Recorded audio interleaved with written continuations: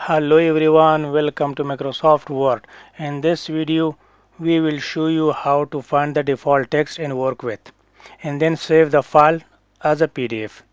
So, easily we can press the equal sign, tap the round, open bracket, close bracket, then press the enter from the keyboard. Our text has appeared on the screen. Now we are going to press the F12 key from the keyboard. Then after we are going to select the file type as PDF.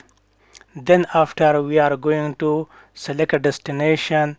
After selecting the destination, then we are coming to rename this file as PDF and press the enter button from the keyboard.